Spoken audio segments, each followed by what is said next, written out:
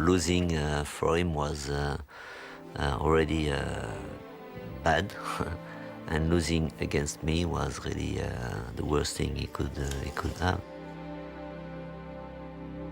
For him, be second, he was the first of the losers. He just hated that. It was nothing for him but winning. He just wanted to psych his opposition, that they all think that Senna was in front of them. He had to be quickest all the time.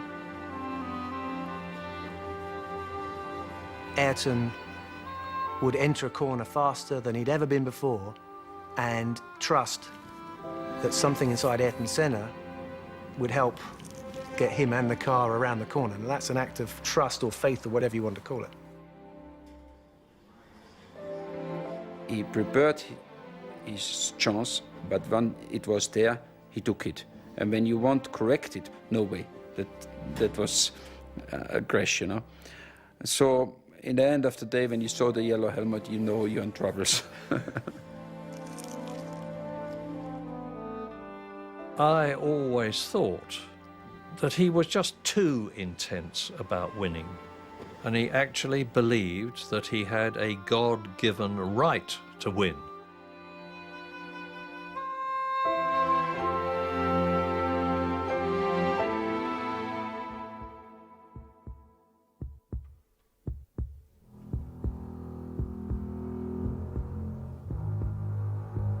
You think you have a limit.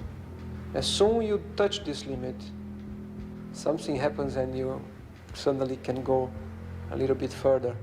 With your mind power, your determination, your instinct, and the experience as well, you can fly very high. Ayrton Senna's talent, commitment, and determination carried him beyond normal boundaries. He displayed a supreme ability behind the wheel of a racing car, but he also demonstrated an immense depth of character, of thought, and of emotion. His tremendous rivalry with Alain Prost throughout the late 80s and early 90s extracted every element of his genius. But if there was one area where Senna truly flew high, it was racing in the rain. His precision in the wet, he was just unbelievable. He just filled the car so much more. In the wet, you have to be very precise. You cannot make any judder with the steering. Or you got to be much more gently with it. And Ayrton filled the car much more than any other driver. First of all, looking out of my commentary box window, I saw the worst weather that I have ever seen at any race anywhere in the world. And it was rather embarrassing to me as an Englishman that everybody who thinks that it always rains the whole time in England was getting their suspicions proved. Ayrton was always very, very fast when it was wet. And this day we had a little bit everything for him and a little bit everything against us to look stupid. We employed somebody for the weather forecast, you know, and he was at the airport, close to the track at Donington, and we were in permanent contact with him, you know. So we started the race, and then he was saying to us, I mean, not to me, not to the engineers, that you know, we had a shower and a big shower, so we had a few spots, and then I stopped for the tires, and then we had just a few stops, and then dry, you know. And then every time he was saying something, it was the opposite. And I had the sad record of 7 times changing tires, but 6 times in the wrong way anyway, you know. He was already pissed off anyway all the year about having this engine, this Ford engine in his McLaren, because he wants to fight for the championship, and through the numbers he know that he's not going to fight for the championship. So all what he could do is to wait for special circumstance, and then to show everybody again what he can do. And that was a special circumstance. And all what he want to, he puts in his head, in the first lap, he's going to come back first, you know, because he's going to make everybody stupid. And that's exactly what he did.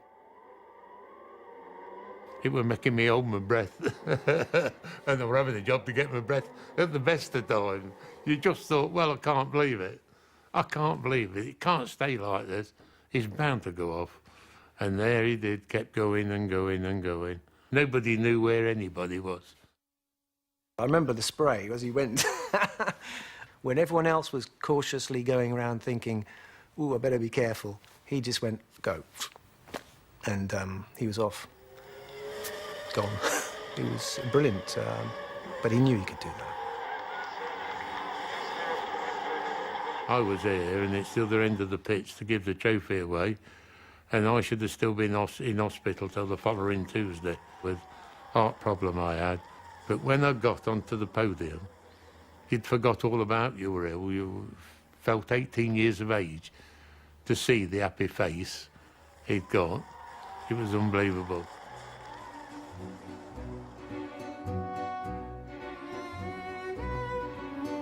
His roots were firmly grounded in the sprawling steel-making city of São Paulo, the industrial heartland of Brazil. Here, amid the energy and bustle of South American commerce, Ayrton developed his talents on the kart track at Interlagos and began a collection of trophies that would become greatly cherished by his close-knit family. O Ayrton sempre foi uma pessoa extremamente determinada. Ele sabia exatamente o que ele queria e ele ia atrás daquilo até conseguir. Ele era extremamente persistente. Quando ele era pequeno, a gente chamava ele de teimoso, porque ele ia assim até o fim, aonde ele queria chegar. De criança, eu lembro muito a época que ele corria, que ele treinava de kart, da época que ele, inclusive, foi viajar para fora, e nas vezes que ele fez para fora para correr em campeonatos de kart, eram viagens rápidas, mas que sempre tinha uma expectativa muito grande de que resultado que ele ia obter, e sempre teve, cada ano ele tinha resultados muito positivos. Então as minhas recordações são muito ligadas a isso, porque a vida dele era muito, muito ligada ao automobilismo. Desde que eu nasci, desde que eu me lembro, ele já andava de kart quando eu nasci. Before long, kart racers in Brazil and all around the world became all too aware of the driver in the yellow helmet. O Ayrton, eu conheci ele quando ele era um garoto de kart, ele era piloto de kart. Mas na época eu já pintava para o Emerson Fittipaldi, que era bicampeão mundial de Fórmula 1, para o Nelson Piquet, que já estava na Fórmula 1, então ele queria criar a sua identidade também. Então eu resolvi, pensando em colocar uma cor quente no capacete, como a Ferrari, que é vermelha, pintei ele de amarelo, certo? Com duas faixas saindo em verde e azul, saindo como se fossem os olhos dele, porque dá movimento e dá agressividade também. Então assim foi feito e foi composto as cores do país, em verde, amarelo, azul e branco. Quando o Ayrton retornou, ele quis adotar essa pintura, que ficou para sempre a pintura dele. Foi isso aí. I know him since long time ago, because we did 2 World Karting Championship together in Le Mans and Estoril, 78 and 79. So this goes back to the very, very old days. And he was very, very committed. He had this, this star, these eyes. He was exceptionally committed, I think, more than anybody else. A gente sempre foi uma família super unida, e quando o Ayrton foi morar na Inglaterra, todos nós sentimos muito, e ele também, né, a falta, a distância. Então a gente muitas vezes ia para lá, ou quando ele podia vir, para poder ter essa proximidade maior. Ele escrevia muito. Cada corrida que ele fazia, ele escrevia detalhando cada curva, cada coisa que ele tinha feito. A gente tem essas cartas até hoje, e mesmo à distância, o contato sempre foi muito, muito próximo. Como o Ayrton, quando foi para lá, ele não sabia inglês, então ele ficava em frente da televisão, horas e horas, tentando entender o que estava se passando, procurando aprender a língua e se concentrando. Ele também não sabia cozinhar, nunca soube, e na verdade ele passou alguns anos comendo ovo frito, ovo cozido, ovo mexido, todos os tipos de ovos possíveis e imagináveis, porque era o que ele conseguia fazer.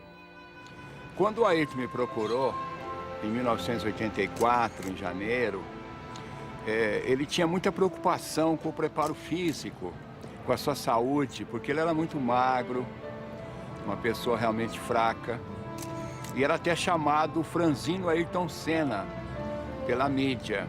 Nós iniciamos um trabalho, percebemos a vontade férrea que ele tinha de buscar ser mais forte, mais resistente. Era uma pessoa que tinha uma força interior muito grande, porque ele não media esforços. Se alguém perguntar qual a diferença do Ayrton, é esse fazer. Porque saber de cabeça é não saber nada. E eu falava muito para ele isso. Ayrton, o sábio não é o que sabe, o sábio é o que faz aquilo que sabe.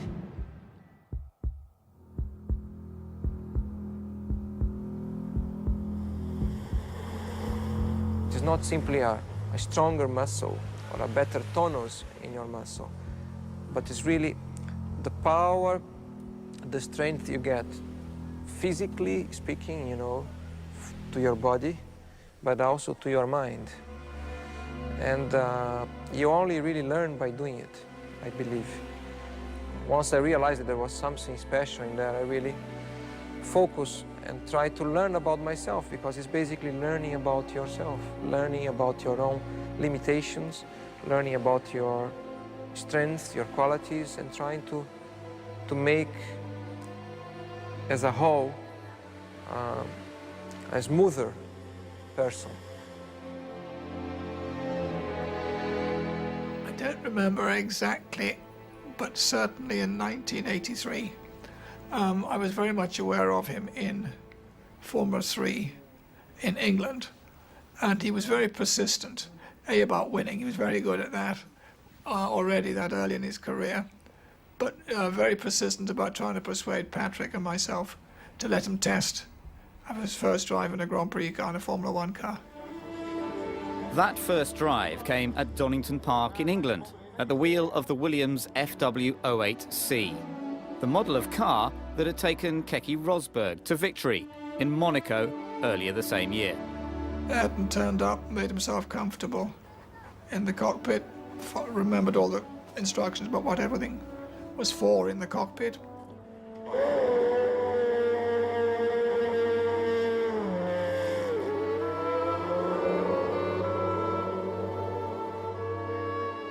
At the time, he was only halfway through his first season of Formula 3, but he was totally undaunted by the Grand Prix car with triple the power of his usual mount.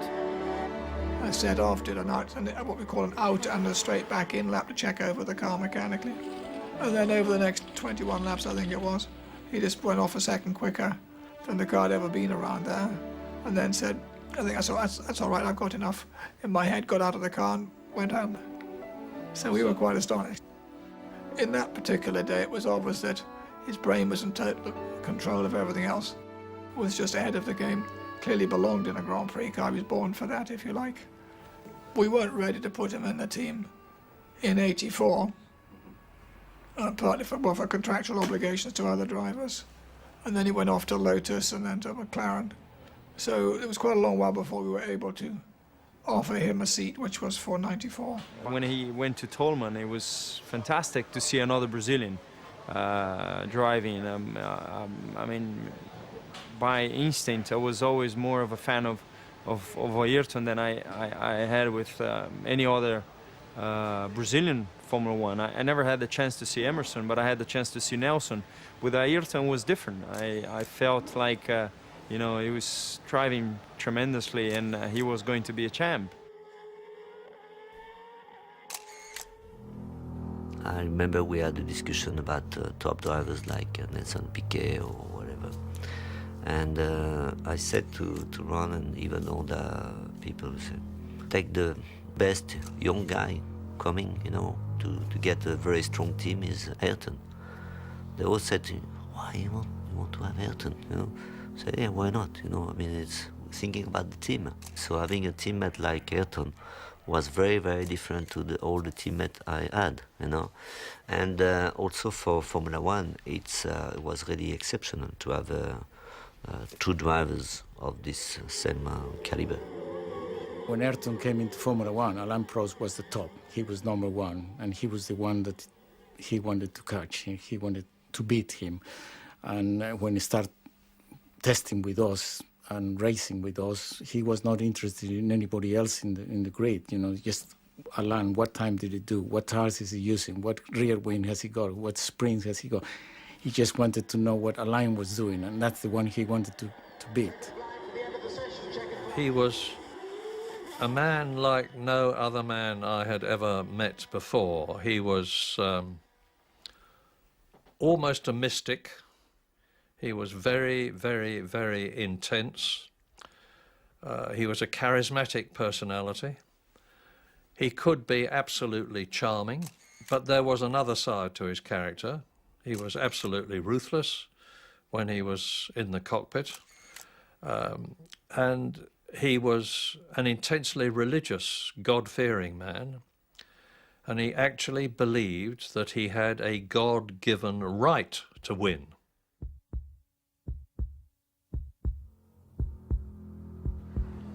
The main thing is to be yourself and not allow people to disturb you, to be different because they want you to be different.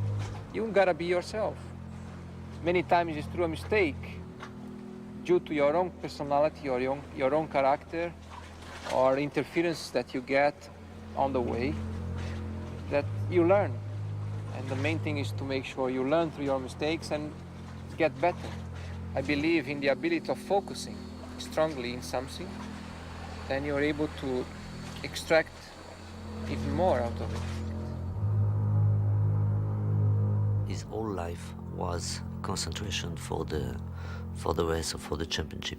He had no family, no children, nothing, you know, so it looks like he was living only for that.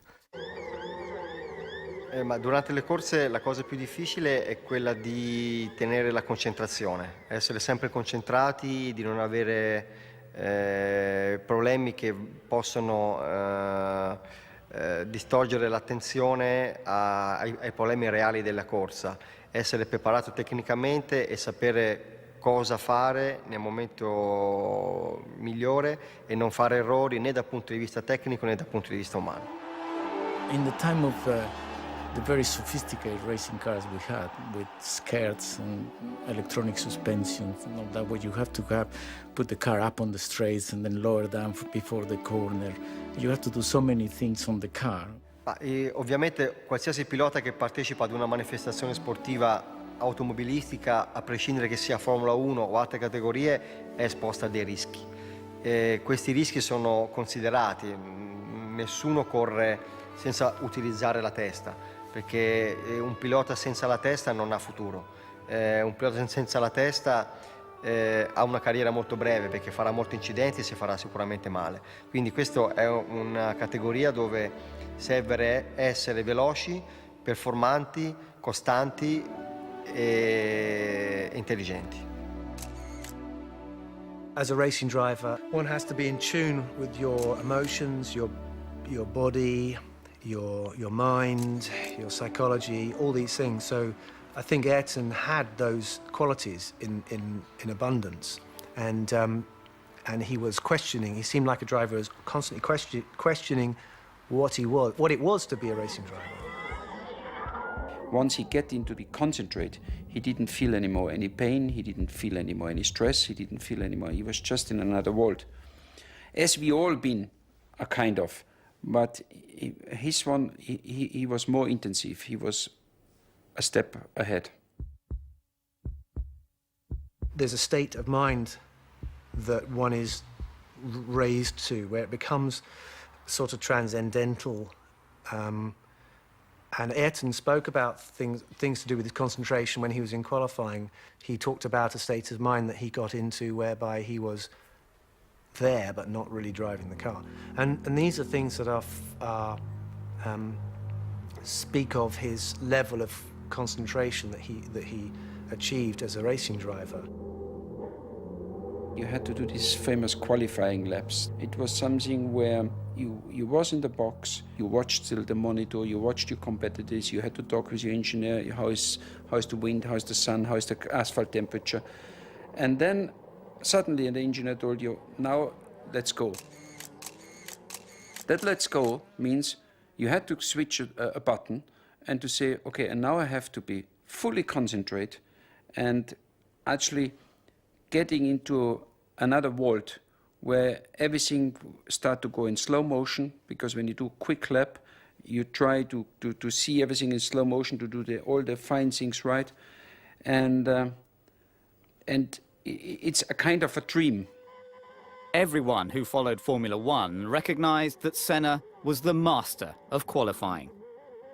If you go for a corner on qualifying tyres with extra horsepower and you've never had that all weekend, how do you anticipate how fast you can go?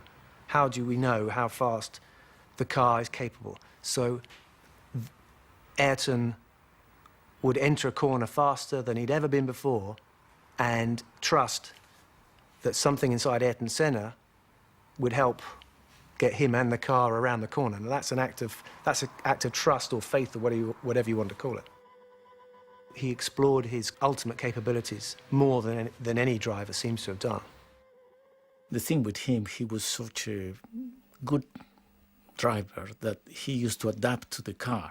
When he couldn't make the car going quicker, he could make quicker a wheelbar or whatever you give him in his hands, he could make it quicker, because he changed the car and he didn't get it to his liking. Then he adapted to the car. How many times you have a car that is perfect how you like it?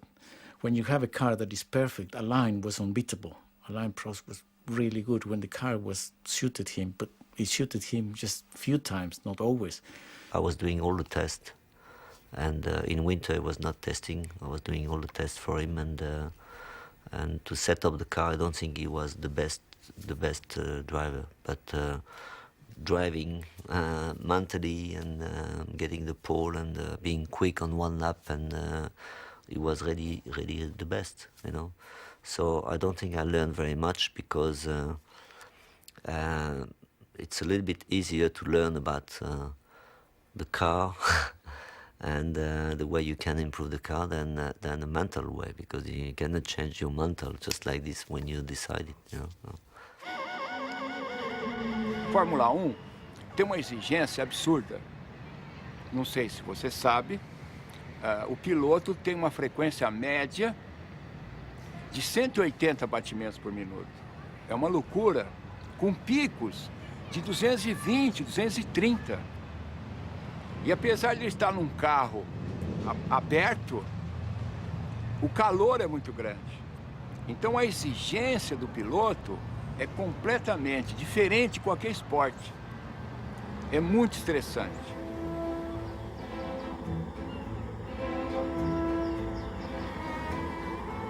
Havia sofrimento, claro.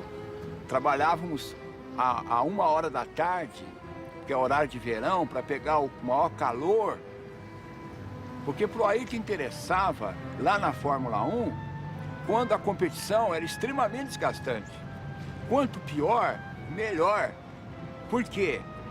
Porque ele estava muito mais preparado do que as outras pessoas, do que os outros pilotos, que na época não se dedicavam ao trabalho com o corpo, com a mente, com as emoções, com o espírito. Por isso, ele se tornou imbatível. Eu lembro quando começamos com a meditação, ele tinha uma dificuldade muito grande de não pensar. Tinha assim achava terrivelmente difícil fazer isso. No entanto, ele se envolveu tanto com esse processo de meditação que ele conseguiu momentos de uma profundidade mental tão eloquente que atingia níveis inigualáveis de profundidade, que ajudava muito nas tomadas de tempo, ajudava muito nos seus recordes, nas suas vitórias, porque a concentração dele era máxima devido a esse trabalho de meditação, de respiração, de relaxamento. Monaco was a special place for Senna.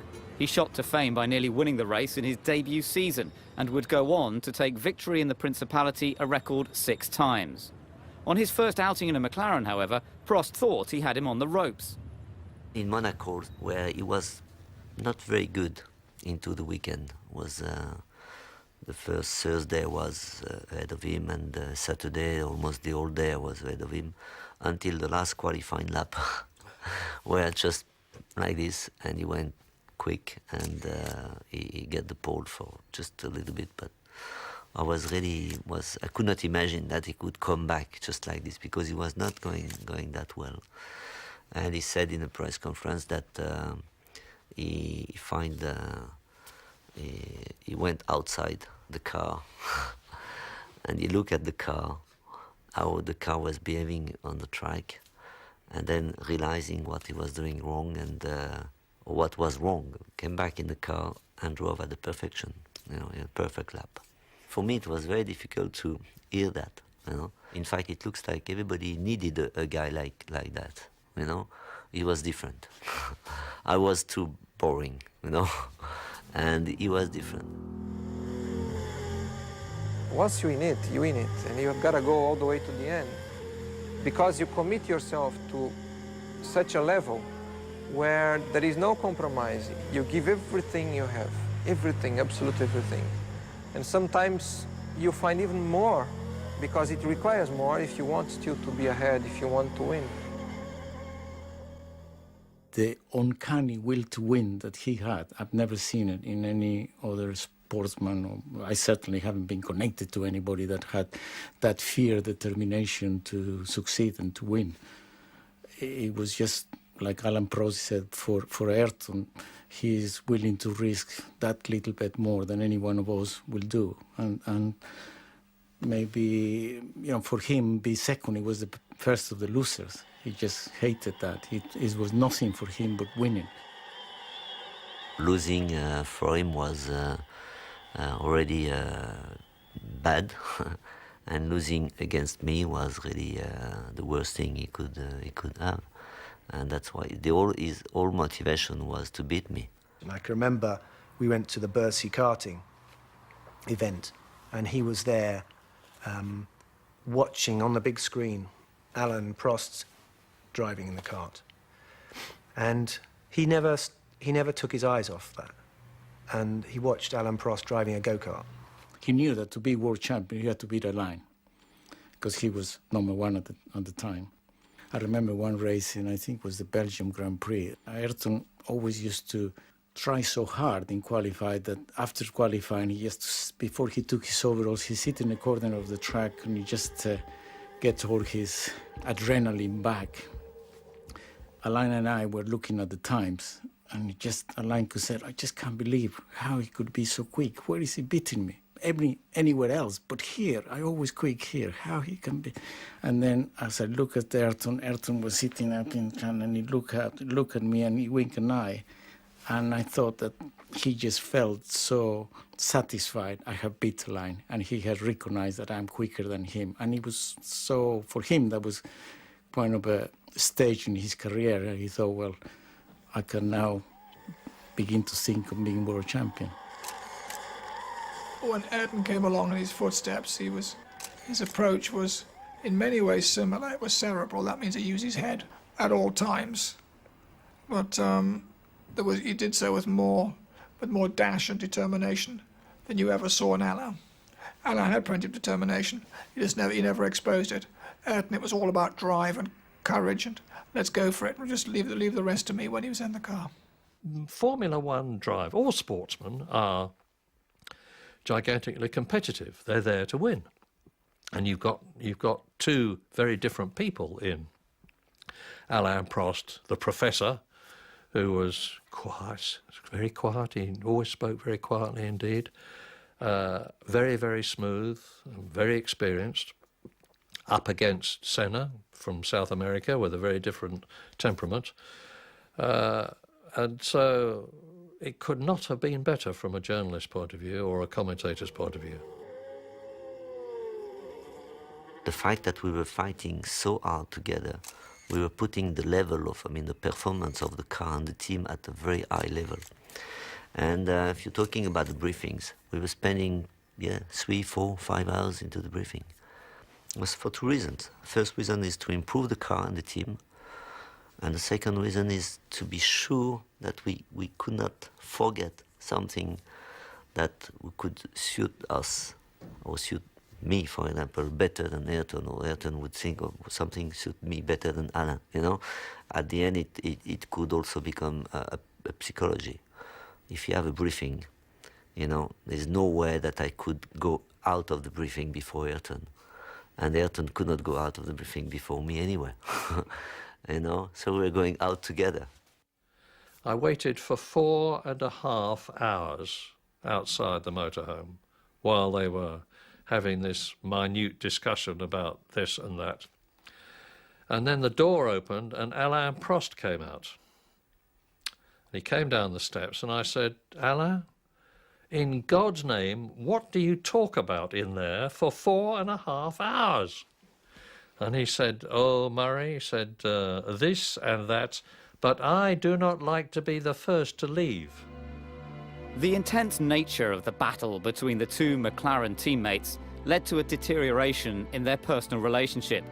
Other teams and drivers were simply not at the same level, so Senna and Prost focused on one another, both in and out of the car. But that was part of the fight we had anyway. Everything was tough. On the track, outside the track, setting up the car, all kind of things was really just at the limit all the time.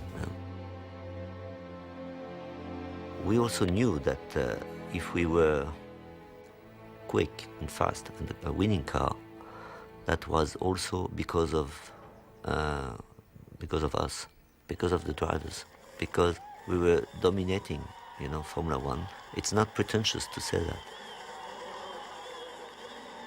Eu acho que o Ayrton e o Alain foram pessoas que precisavam muito uma da outra, porque para eles poderem desenvolver os próprios potenciais no top, da forma mais perfeita, a competição do outro ajudou justamente a chegar nesse desenvolvimento máximo. Acho que o Ayrton não seria o que ele foi sem um Alain Prost. E vice-versa. Acho que o Alain não teria sido o que ele foi sem o Ayrton Senna. Uma vez perguntaram para o Ayrton se ele tinha inimigos. E eu acho que o Ayrton respondeu uma das coisas mais lindas que ele respondeu em todas as suas muitas entrevistas. Ele disse que a vida era muito curta para se ter inimigos. Então, eu acho que, às vezes, a vida é mais curta ainda do que a gente pensa, como aconteceu com ele.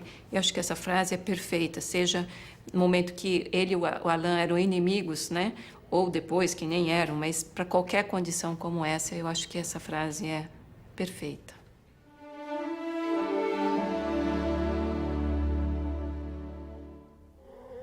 When you are under a lot of pressure, in a critical moment, in a championship or in a particular race, it's the one that can put together the combination between aggressivity and calculating things that will get the best result.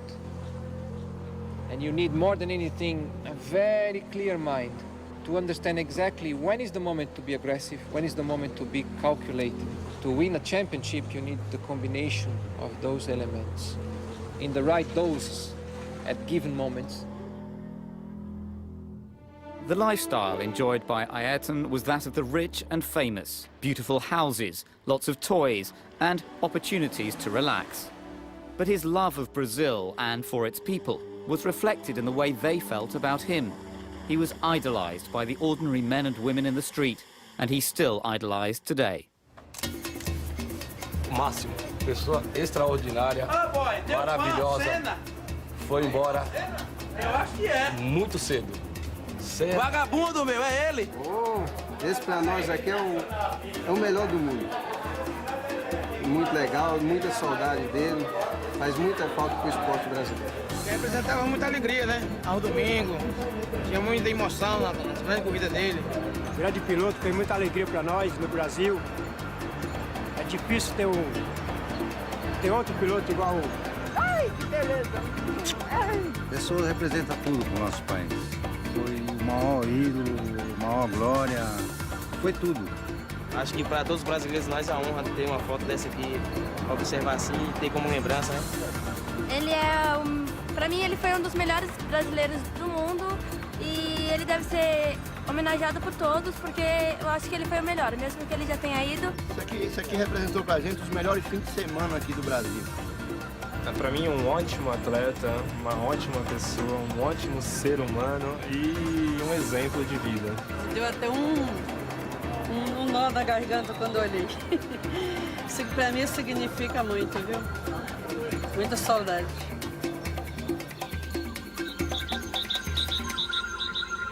Despite the access that Ayrton had to his own slice of paradise, he was always aware that there were many Brazilians who battled not for world championships, but simply to put food on the table and keep a roof overhead. And it mattered to him more than many people knew. Ich glaube, das war das zweite Jahr, war ich in Brasilien mit ihm dann gefahren und wir sind fast durch mit diesen Favelas, man sieht Favelas, da sieht man diese Armut, oder, auf der anderen Seite und du arbeitest mit jemandem, der mit seinem eigenen Flugzeug und der alles hat und so weiter. Sag ich, wie ist das? Hast du kein Problem? Wie geht es dir, wenn du dieses siehst, oder? Da habe ich gemerkt, jetzt sind wir auf einem anderen Punkt dieser Unterhaltung, oder? Und er hat gesagt, Josef, mich stört das total, diese Korruption, diese Schwierigkeiten, diese Leute. Ich habe wirklich eine Wut oder eine Trauer, wenn ich sehe, wie diese Leute leiden, oder? Aber ich bin noch nicht stark genug, ich bin noch nicht mächtig genug, dass ich was ändern kann, oder? Und da hat sich gezeigt, in welche Richtung dieser Mann eigentlich gehen will, oder?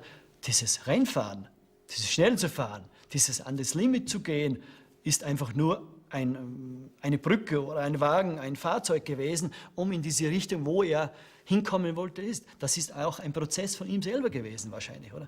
I think the best remembrance that I had was when I stayed with him that weekend in his house, in his farm, and we had a storm, and the lights and the telephone went out of order. And I needed to phone my wife, who was in Scotland. So we went out, and we found a telephone box. So I phoned my wife, and he went outside. It was dark, and he was standing under a light, a street lamp, and some kids had seen him and recognized him, and by then he had 20 or 30 children around him, and he was chatting to them and signing their autographs, for them. And when I came out of the telephone box, that's one of the sweetest memories I have of him, standing with the light playing on his head and shoulders and surrounded by the kids and being so nice to them.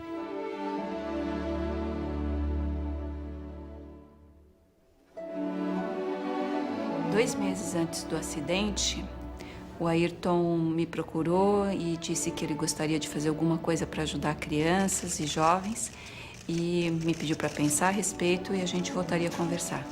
Só que essa segunda conversa não pôde acontecer, porque logo depois, 2 meses após isso, já aconteceu o acidente e então minha família e eu decidimos levar adiante essa ideia e plantar essa semente que o Ayrton deixou e foi assim que nasceu o Instituto Ayrton Senna. Dividir, compartilhar uma coisa que ele teve a chance de ter, mas que a maioria das crianças brasileiras não teve, que se chama oportunidade. Oportunidade de ter educação, de ter saúde, de ter futuro e esperança. Ayrton's standout amongst Grand Prix drivers was that he knew there was something outside Formula One. And I think he made that his mission in Formula One to build himself a platform so that he could express how he felt about things to do with humanity, things to do with people. And maybe his approach within Formula One was ruthless sometimes, maybe not humanitarian even, but there's no question that what he felt was a deep empathy with mankind and with the problems in the world. We are made of emotions. We are all looking for emotions, basically.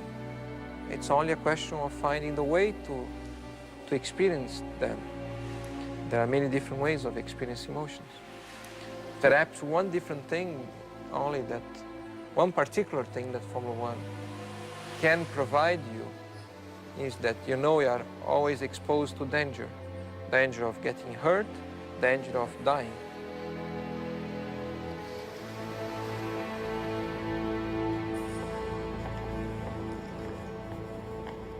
Travel was a major factor in Senna's life. To ease the strain, he acquired his own aircraft and employed the services of a private pilot. Over a period of 4.5 years, Owen Omani got to know his employer extremely well.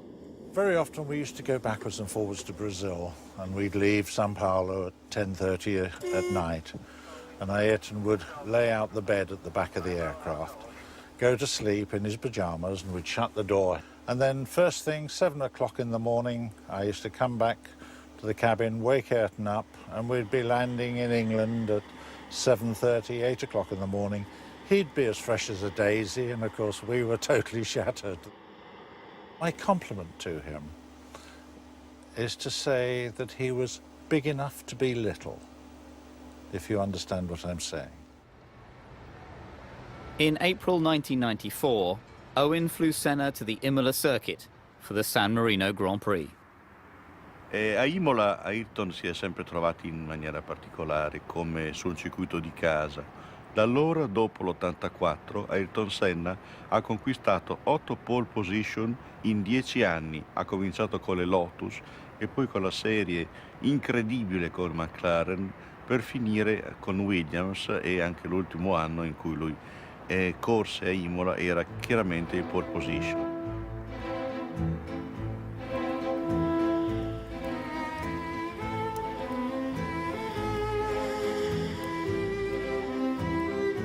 Lui era solito scendere non a Imola città, ma soggiornava a Castel San Pietro, dove c'era un albergo che gli piaceva particolarmente, aveva la pista per l'atterraggio dell'elicottero, era particolarmente chiaro. Era l'Hotel Castello dove lui e la sua squadra risiedevano. Era una persona comunque molto, molto semplice, dolce e soprattutto riservato. Infatti chiedeva spesso di mangiare qui da noi nel ristorante, però voleva magari l'ultimo tavolo, quello più nascosto, più diciamo lontano dalle persone. The whole weekend was terrible. I mean, first of all, the accident of Ruben Barrichello. Then the day after, Roland Ratzenberg, and Ayrton only met him the day before because it was his first Grand Prix, and he was very upset about it. The team manager for Ratzenberger arrived, so I had to tell the team manager what had happened, and Senna was standing alongside me when I did that, and the team manager went away, and then Ayrton got very, very upset and cried a bit. And that's when I said to him, you know, Ayrton, you've been 3 times world champion, you're the fastest man in the world, and you like fishing. So I said, why don't you quit? And I'll quit, and we just go fishing. So when you asked him a difficult question, he wouldn't answer immediately. He would think. And you could see he was thinking, and how was he going to deal with that suggestion?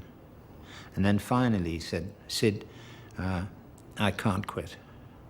And I suggested to him that he didn't drive the rest of that weekend. And he said, and I've got to drive. I've got to drive tomorrow. He said, there's no way that I can stop driving at the moment. A special hello to our dear friend Alan. He says, we all miss you, Alan. In the morning, when we had this TV coverage, so I was doing my job, and then we look at the commentary of Ayrton, and the first thing he says is not, okay, I take this corner in first gear, second gear. He said, this first hello to Alain, Alain, I miss you. And I was really, on live, and they put that in the morning, they put that before the rest. I mean, again, people, so at the end it was like a sort of, all the friendship we had was a little bit hidden, with all the fight we had was really, just, we in the last 2 weeks, we had a sort of, so, that's good, but in a strange way also. The last thing I remember in one life was there, of course, as a Ferrari driver, the Italians have a special way to celebrate you. And when they announced my name, the Italians was jumping and shouting. And I was just in front of his car, and he was in the car, and he looked to me, and he was laughing and things. So you really could see we was friends. It was an honest laugh. He was even happy if something went well for me. And that actually is the last time I really looked to his eyes, and we just been we seen each other. There have been many heavy accidents before. I had a very heavy accident in '89. I nearly died there, and Ayrton, one day after, Ayrton found me in the hospital how I am, and I said to him, I'm okay, but I think this corner, it's very dangerous, and I think one day somebody gonna die there. It's too dangerous and should be doing something. But okay, we was talking a bit, and then we went to testing to Imola a couple of months later, and Ayrton and myself say this corner should be changed, and we walked to this corner, and we looked how it could be changed, and we looked over the wall, and Ayrton says to me, but look, Gerhard, I cannot change this. There's a rebar behind, so there's no way to move the wall. And we look both and say, yeah, unfortunately there's a river behind, we cannot move the wall, so that's how it is, and we walked back again. And it was exactly the point where he died.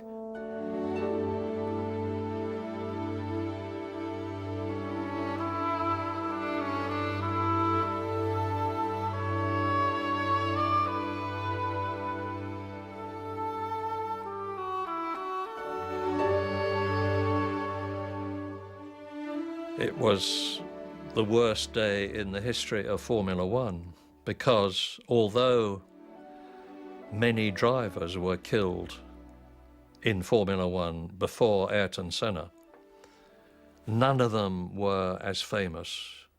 None of them were respected and idolized worldwide like Senna was. And the impact of Senna's death on Formula One in particular, motor racing in general, and the world at large was like had never happened before, has never happened since, and I pray that it never does happen again. The Imola circuit witnessed the loss of one of the true greats of Formula One, but memories of Senna will never fade, and across the world, his spirit lives on.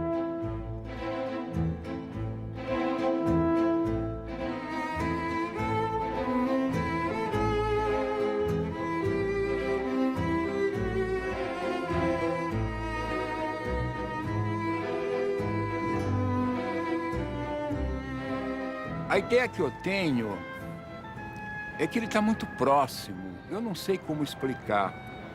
Eu sei apenas sentir. E a certeza de que ele está muito próximo, porque nós temos essa coisa com a morte, de que não devemos falar, não devemos pensar. A nossa civilização, ela renuncia à morte.